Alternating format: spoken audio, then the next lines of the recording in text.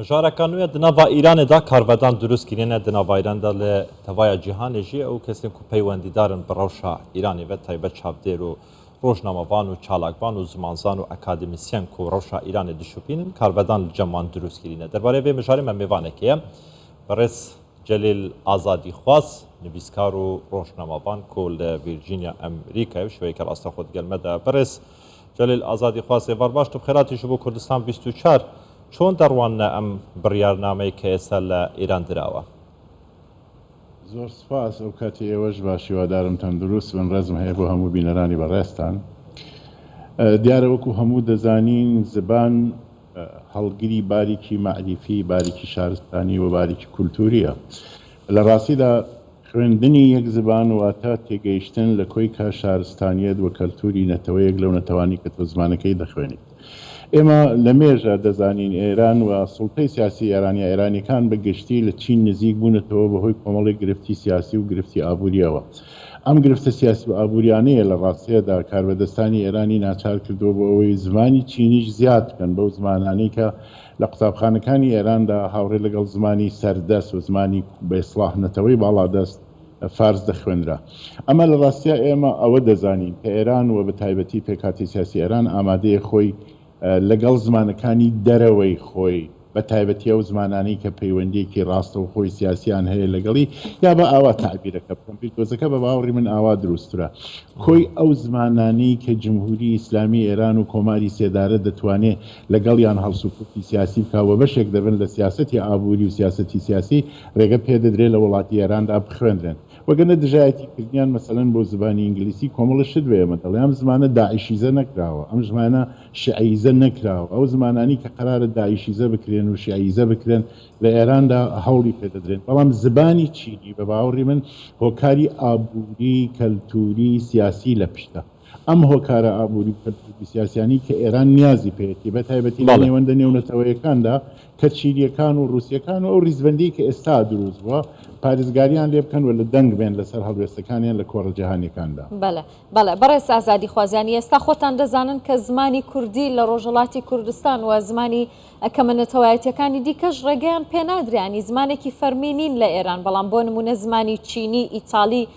ئەمانە ڕێگەیان پێدەدرێت. ئەمە تا چەند مەترسیە لەسەر بۆ نمونە داهاتووی زمان لە ڕۆژهەڵاتی کوردستان؟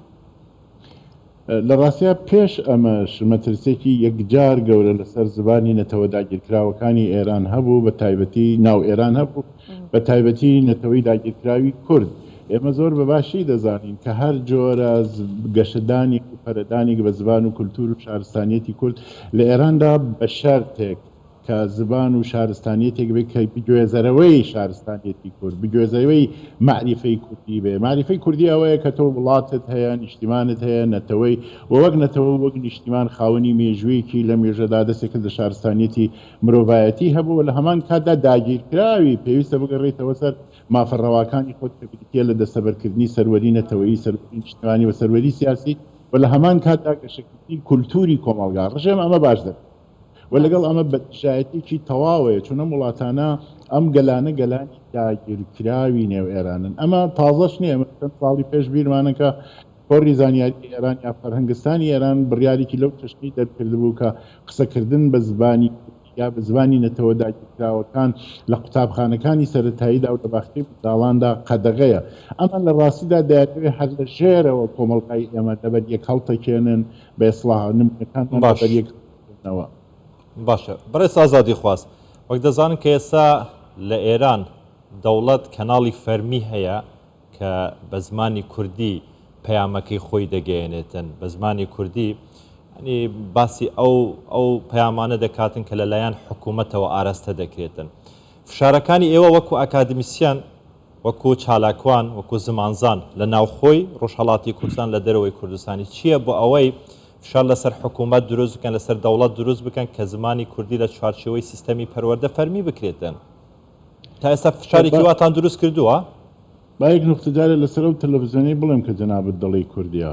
لە ڕاستیا کوردی بەوە ناڵێن کە بە زمانی کوردی شارستانیت و معریفەی نەتەوەیەک بسڕیتەوە بە زمانەکەی خۆی ئەمە زمانی جنێوە زمانی داگیرکارە چون ئەم زمانە فارسیزە و داعشیزە کراوە چون فارسیزە کراوە نەتەوەی باڵادەست وەک زبانی قاتڵ دژ بە من کەڵکی لێ وەردەگرێت ئەمە لە خزمەتی گەشەکردنی کەلتور و زبانی کوردیدا نییە بەڵکو ئەمە لە خزمەتی گەشەکردن و پەرەپێدان بە ئایدیا دوگمەکانی جمهوری ئیسلامی ئێران و کۆماری سێدارە ئەمە لەلایەک لەلایەکی تریش لەگەڵ هەموو ئەو زەبر و زەنگانی کە لەسەر کورد هەبووە لەسەر باقی نەتەوەکانی تر بە تایبەتی کورد بزوتنەوەی ڕەوشەنگەری و بزوتنەوەی مەدەنی کورد بە هیچ جۆرێک نەوەستاوە زارا خانم بێنەوە بەرچاو خۆتان مامۆستا زارا خانم کاوس مژگان کاوسی بێنەوە بێچاو خۆتان ئەو هەموو هەوڵا بەردەوامە بەرفراوانی کە لەم لەولاوە لە دەرەوەی دەسڵات و لە دەرەوەی هیژمۆنی دەسڵات بۆ فێرکردنی کوردی و بۆ پەرەپێدان بە زمانی کوردی دەکرێت بە باوەڕی من ڕێکخستنێکی بەردەوام و ڕێخستنێکی کارا و بەتوانا هەیە کە هەم لە ڕەهەندە زانستەکەی هەم لە ڕەهەندە کۆمەڵایەتەکەی هەموو گوشارێکی بەرچاو لە کۆمەلگای ئێمەدا کار دەکات دەسڵەت و دەوڵات نەیتوانیوە بەسەرم ئاقارە دازاڵ بێ و ناشتوانێ بەسەرم ئاقارە دازاڵ بێ نووسین بە کوردی بڵاوکردنەوەی کوردی قسەکردن بە کوردی ئەرکە زۆر سپاس بەڕێز جەلیل ئازادی خواست نووسەر و ڕۆژنامەنووس لە ڤێرجینیا لەگەڵمان بووی دەست خۆش